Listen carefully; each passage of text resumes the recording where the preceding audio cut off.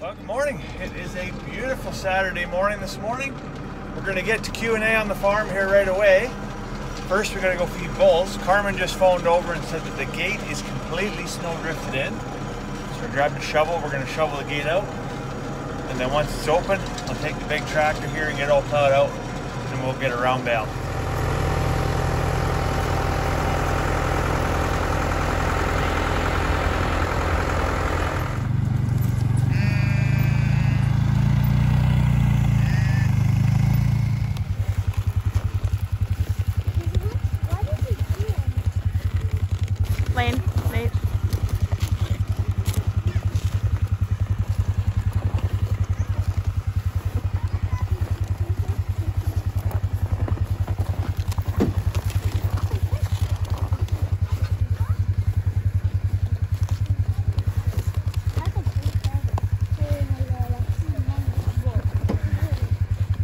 All right, so the cows are fed. We're just gonna run a bale into the horses, and then I'm gonna fill up the molasses tub for the sheep.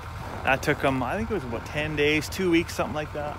And they got about half that pail licked up, so I'm gonna add another pail to it today. All right, so getting to our first question, and I think this is in relation to chickens, really is where this comes into play, is do we ever have to deal with predators? And like what type of predators and what do we actually do about it? So really the only issues we've ever had is surrounding chickens, and more so aerial predators. So at the chick size, when we first let them out, we had some issues with crows coming down and trying to pick them off. But when they get bigger like this, our biggest challenge has been hawks. So our first setup, when we were running out of the little chicken house, we did have an actual run. It was completely enclosed. They had chicken wire over the top, and there was no aerial predators could come in. What we observed is that, just the heavy snowfall, any kind of wet snowfall or large amounts of snowfall would push down on that netting, and it just became infeasible because it was just going to bear trap one of our chickens eventually. So ultimately we just decided to take that down and just freebird it, just like the song says, right? Now, we have lost chickens most definitely to, like I said, a crow, a hawk. We've never had an owl issue before. There's been owls in the area, but I've never seen one come and take a chicken. So that's been really good. And I mean, what do we do about it? Well, not that everybody's going to be keen on this, but sometimes you got to have a little bit of gunpowder and lead to deal with some of that stuff. So we've actually been really fortunate when it comes to four-legged predators, because we have a lot of coyotes around here. There are some wolves, cougars, lynx, bear, all that kind of stuff in the area, but we've never really had any visitors to the farm. Like I said, lots of coyotes, none of that other stuff. But Miko and Ben, they do a really good job of keeping those guys away. I think they work a lot of overtime shifts to keep the coyotes at bay, which is fantastic. We've also had the county come in, and they have had to trap a few of them. But overall, knock on wood, we haven't lost any animals to them. So the next question is, where can I get affordable pine shavings? It's a fantastic question. As you know, here on the farm, in our chicken houses, we use a ton of pine shavings. Well, not a ton of pine shavings, but we've got a lot, for sure. And we also have lots of wood chips. Now, wood chips and pine shavings are not the same thing. So you can get wood chips from an old mill nearby, and they've sat there for years and years, and they are saturated with water. Well, they're not really saturated with water, but they're not dry. They're not kiln dried by any means, and their ability to soak up chicken urine, chicken manure is kind of limited. So we rely on bales of dried wood shavings. So each of those bales, as you know, the price has gone up exponentially. Last year, we were able to get them at the beginning of the year for around $4.50 a bag. Towards the end of the year, we were like $7-8. This year, we're looking at $9, sometimes even $10 a bag. And so that gets expensive if you're using lots. And that's one reason why we kind of went with that deep litter method, because you have that initial investment, but then we're only really adding a little bit every so often, so we're not constantly cleaning out. But anyways, back to the question, where can I find cheap pine shavings? Well, honestly, if you're going to buy them by the bale, it's not going to happen. Nobody's going to sell them to you for cheap. What you can do is buy them in bulk. Now, if you buy them in bulk, you obviously got to have the infrastructure to be able to store them somewhere. So, I mean, we were fortunate we could have the shop, or we could put them in a shed somewhere. We just haven't really sourced it out. But I was looking the other day, and, okay, so we get shavings in a bag. we can phone the company that bags those shavings and say, hey, is there an option to buy these shavings in bulk as opposed to buying them in, 4 or 5 cubic foot bags? If they won't sell them to you, all you really got to do is look for sawmills within a 100-kilometer radius, or I don't know, what does that work out to be? 60 mile radius, and guaranteed that's where they're getting their shavings from, because otherwise it's going to cost them way too much. So then go to that mill and just say, hey, you know what? Can I get a load of shavings? And what would it cost? So we priced out a full 53 cubic foot trailer, and yeah, it's $1,500 for a 53 cubic foot trailer. It's a massive amount of shavings. That would last for like years and years and years. And obviously we have nowhere to store it. But if you did, it might be a viable option.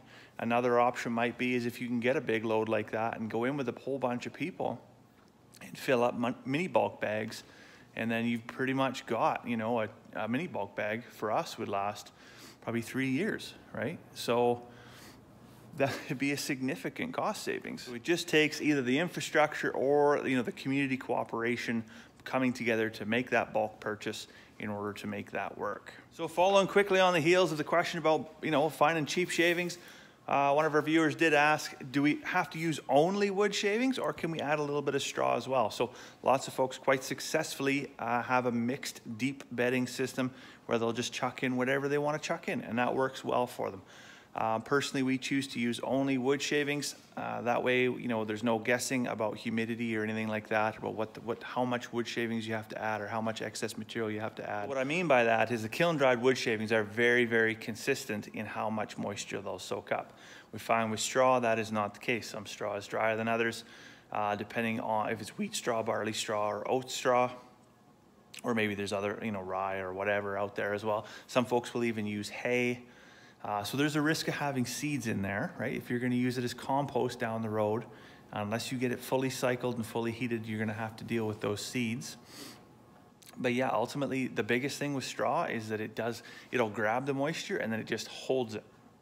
And it doesn't matter how much you turn the pile, aerate the pile, how much ventilation you got in your coop, it holds that moisture and it just mats down in a thick, greasy mat.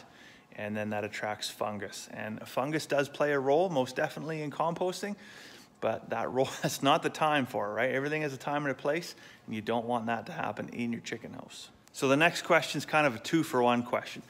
How many times a year do we clean out the chicken house, and how many bags of shavings do we have to put inside the coop in between cleanings? We'll clean out this deep litter once a year, maybe twice a year if we get, some real bad temperature swings or something and the pile gets, just a little bit too much to manage with ammonia. But even, right now is one of those exact times where, we just went through a polar vortex followed immediately by a Chinook, and there's just a massive temperature swing. And I've been kind of managing this pile on an almost daily basis, stirring it up and trying to get it ventilated and get it, heated up and dried out, so that we're not dealing, and there is a bit of an odor here, and I've talked a lot about odor and adding more wood shavings to manage the odor, and that's what I'm actually going to do this morning, is shake all this pile down, add some more shavings, and then stack it back up to combat that odor. But yeah, typically, we're looking at once a year on average. Now, how many bags of shavings do we usually use in between those cleanings? So after it's cleaned, we're going to add 4 big bales of shavings. And then on average, again, all dependent on humidity swings and things like that, we're going to probably add 1 bag per month. But in reality, what that means is I'm adding either a quarter a bag a week or half a bag every 2 weeks. Quite often what I'll do is I'll just scoop out the nesting boxes and I'll put fresh pine shavings up in the nesting box, and all the dry material from there is what I'm adding to the floor. Well, that leads me to the next question, and there's a ton of questions about chickens, and that's fantastic. Chicken people, there's lots of chicken people out there, especially, last year, there's a lot of folks got into keeping chickens, and you know what, a lot of folks learned some hard lessons, but we're here, we're happy to help. So what's the correct humidity for your chicken house? And how do you get there? Because sometimes, it's every day there's somebody saying, oh, there's so much humidity in the chicken house. How do we deal with it? And there's 3 big things that we got to focus on there. One of them is the external humidity. Like, what is the relative humidity in the air, right? That's if you're just measuring relative humidity inside your chicken house, well, you're probably not gonna, get drier than what it is outside. The big thing you want to focus on, especially when you're using bedding or in our case deep litter, is what's the amount of humidity in the pile, because that's really what contributes to the humidity on your windows, your walls, and all that kind of stuff. Secondary to that is ventilation. So you can see up in the front of the coop there, beyond the loft, we've got the vents wide open, the doors open today, our windows. We've got lots of ventilation in here. It's draft free, so that means we can shut everything up if it gets windy or anything like that. But there's lots of natural airflow that happens inside the chicken coop, and that's what helps us deal with managing humidity.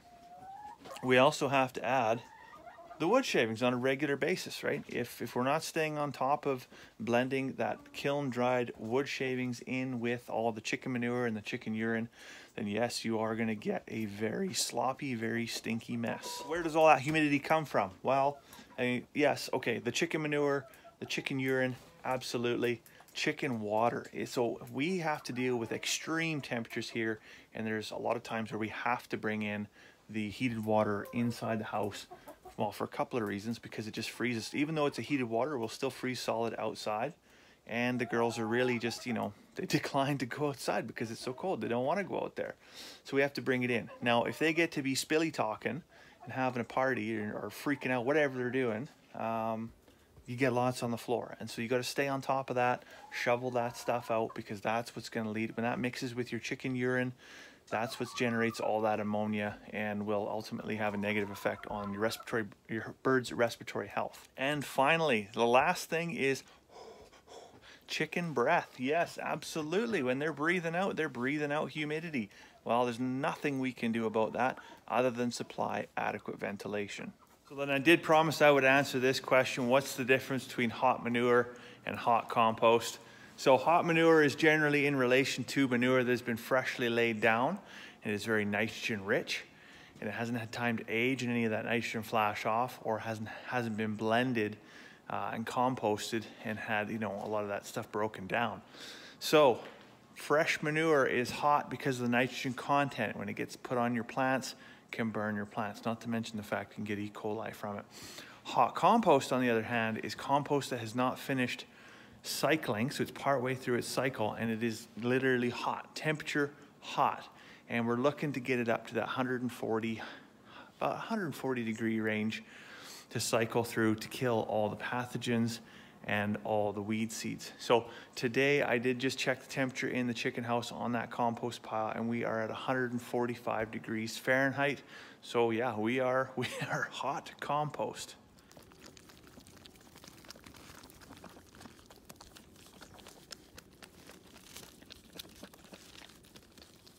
So a couple of weeks ago, we moved a few chickens into Cousin Eddie's house. So this is, I'll just take a little bit wider shot. You can see this is our mobile chicken coop. We've used this in the summertime all throughout last year for raising chicks.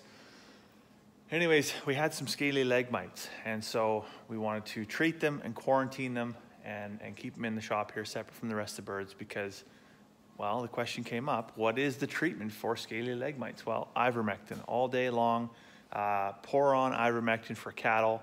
You just put in a syringe, you just suck it up into a syringe, and then thumb and forefinger on the back of the neck to separate the feathers so you can see the skin, and then just put 2 drops right on the back of their neck there. Now, what's the withhold period? There's nothing established for ivermectin for chickens. So a good rule of thumb, across poultry keepers is 7 days withhold period. So we've decided to double that. So we've gone 14 days in between treatments. So there's going to be a 28-day period where we keep these birds, or their eggs anyways, out of the food chain. So they just got their second treatment today. So what that means is 14 more days.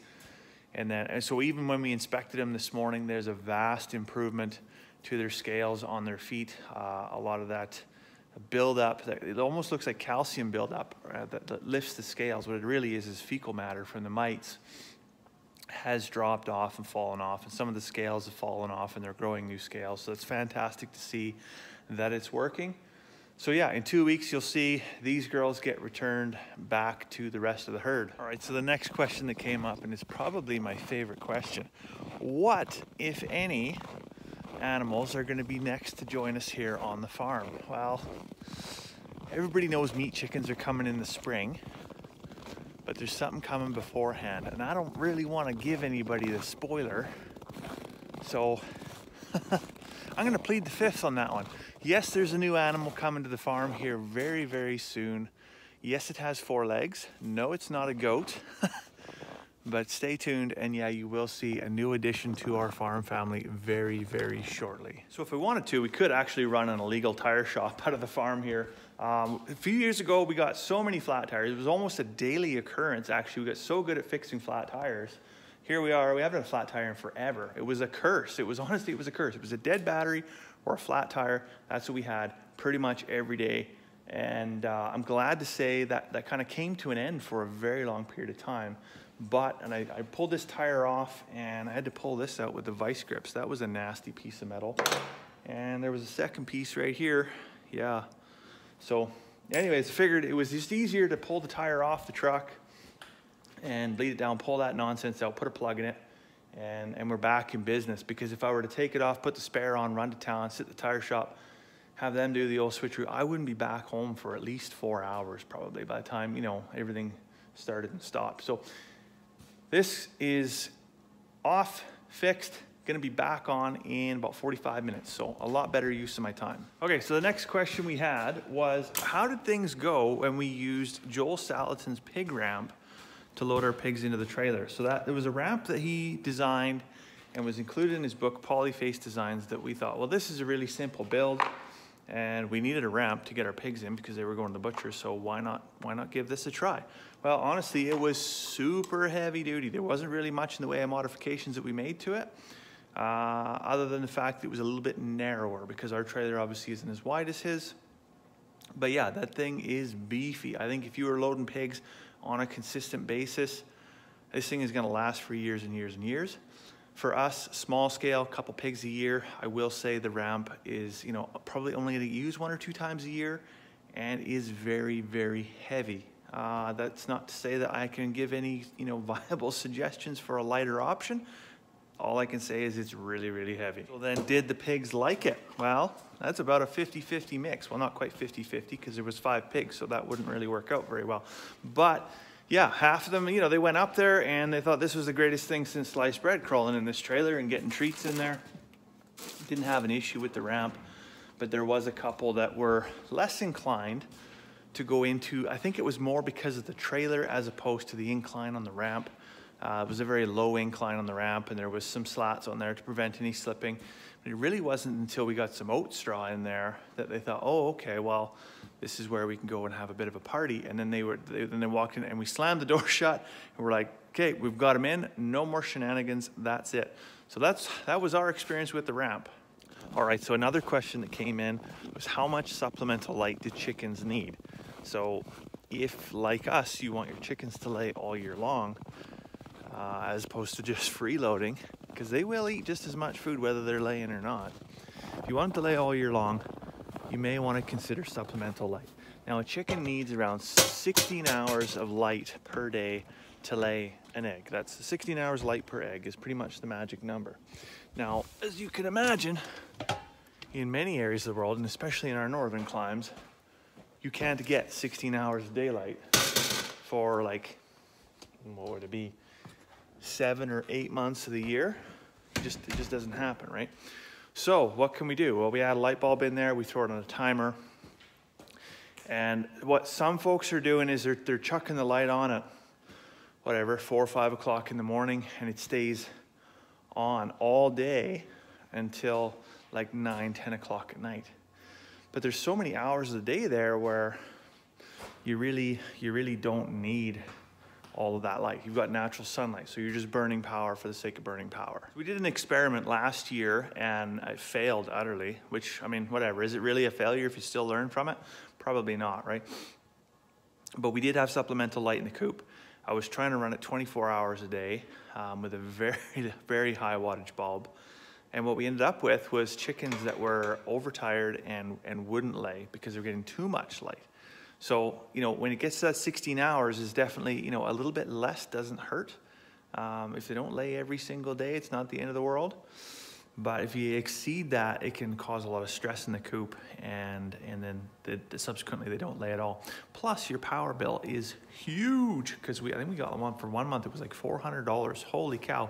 There's no chicken farm in the world that can keep up with that kind of electricity bill. So, anyways, what we do is our light comes on at 3 o'clock in the morning, and then it kicks off at 9 o'clock in the morning. Once the sun's come up, the light kicks off. They have natural light all day long. And then as they just use the natural sunset effect, that's what brings them back into the coop and gets them up into the roosts, and they go to bed. And so we don't bring anything, you know, supplemental light in the evening. We found is that if they have bright light inside the coop, they're very active. All of a sudden the timer goes off, boom, it's dark. They're lost, they're disoriented. They don't know how to get up to their roost, because chickens can't see very well in the dark, right? So again, it leads to tired, stressed out chickens. So best to have it on in the morning for an extended period of time, and then just have nothing throughout the day and into the evening. So another fantastic question that came in was, how can I heat my chicken coop when I'm off grid? Well, I will say, why do you need to heat your chicken coop, right? That's the first one out there. And the fact that you're off grid shouldn't really matter. So, and again, everybody's gonna do what they wanna do with their chicken house. There's no right answer, there's no wrong answer. But there's things that do work quite well that don't require electricity.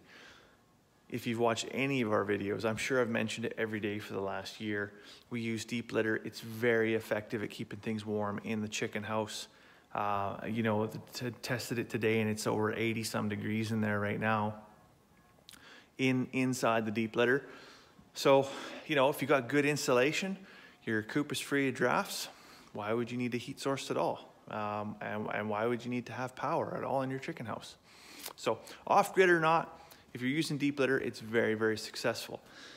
Aside from that, you know, if you're gonna do something, some folks have used oil heaters, some folks have used space heaters, and some folks have used heat lamps. All of these, I mean, the minute you bring electricity into the coop, you have a fire hazard.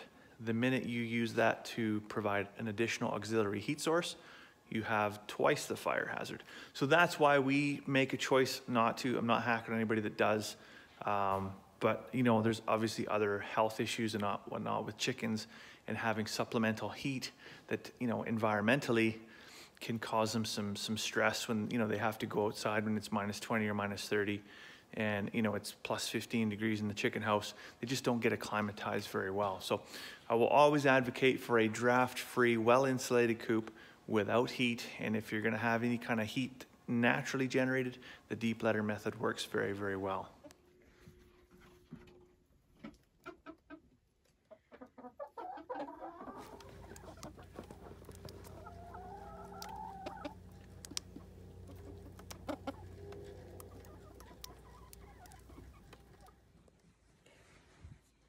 Say goodnight to Daddy. Good night. Kiss. Night night. Night night. Okay, tuck him in.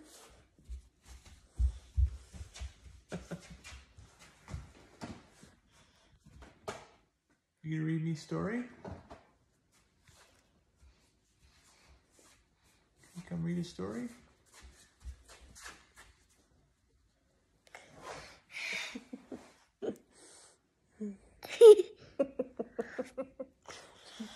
Well, you're never gonna guess what we did this afternoon.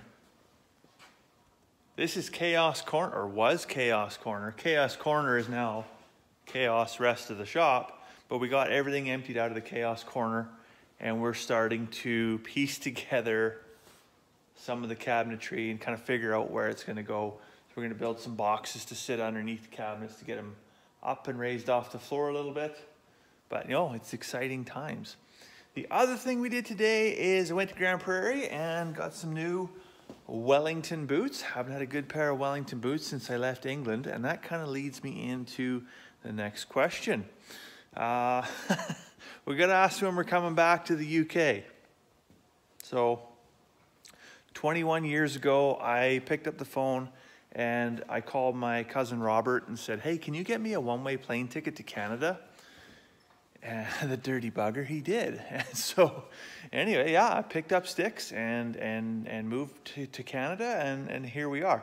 And I've only been back a handful of times, well, probably less than a handful of times in all honesty. And yeah, we still have some family there and stuff. So unfortunately, we don't get to visit. And you know, I really would have liked to go last year, but it seems like this little thing happened, and you know, lots of planes didn't go too far. So Charlotte being born, Charlotte's very young, you know, she just turned 2. So the reality is we'll probably try and make a trip over, obviously once the world calms down a little bit, and hopefully, you know, when she's a little bit, you know, she's old enough to kind of appreciate the trip. So as for whether or not, you know, they ever move back there, well, I mean, never say never. I mean, you don't ever really want to like draw a hard line under a thing and say no, absolutely not, because you know, conditions change. Life throws curveballs, so never say never. But I do believe that from a very young age, I knew that I'd probably done everything I could possibly do there, and moving to Canada was really the best option for myself anyways. All right, so now that I've probably reduced my mother to tears knowing that I'm not coming for tea next week, we're gonna move on to the next question. So this one was a bit of a mouthful because there's like 3 questions all in one that came in all at once from one viewer. So what do I mean when I say avocado is destroying the planet? What are food miles? And do herbivores really emit more greenhouse gases than vehicles? So there's a whole lot lumped into that one. So I'll do my best to be, you know, brief and brilliant and get through that one. So avocado is really a metaphor for, you know, the whole food mileage thing. Avocado comes from central or southern North America, if that kind of makes sense. And you know, the average one puts on about 2,000 miles to its destination, right? So it's got a lot of miles beneath of it. There's also some very intensive agricultural practices that happen with avocado, as well as a number of other products. I mean, like I said, it's just one example of many.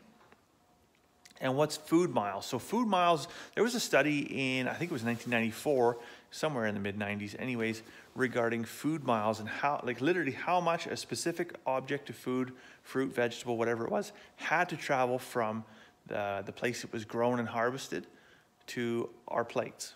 And it was wow. The average was 2,400 kilometers was that fruits and vegetables would travel from where it was harvested to where it was consumed. The one thing that the food mileage didn't take into effect was, you know, the actual carbon footprint. So because we couldn't, you know, some food gets shipped on a truck, some food gets shipped by rail, some, you know, by plane or by boat, and the whole cargo space and, you know, how many miles divided by how many avocados and so on and so forth. It really wasn't apples to apples, and no pun intended there. But ultimately, as a society, we do consume a lot of foods that are well outside of our immediate reach. So we consume out-of-season vegetables, we consume out-of-season fruits, we consume meats from markets that are, you know, not only out of state or out of province, or they're oftentimes out of country or even out of continent. If you look at lamb as a really good example, there's tons and tons of lamb here in North America that get shipped from New Zealand. Like there's no further place on the planet away from where we are than New Zealand. And I've got nothing against New Zealand. That's not the point I'm trying to make. The point I'm trying to make is about if we want to shop local, then, you know, we should be buying local, not necessarily shopping local. It's not all about going to your local grocery store and then buying a product that comes from 2,500 or 2,600 kilometers away. It's about going to your local grocery store and buying a product that was locally grown, locally harvested, and, you know, has less mileage on it, because that's the really only way that you're going to reduce the actual carbon footprint that you make when you're shopping for food.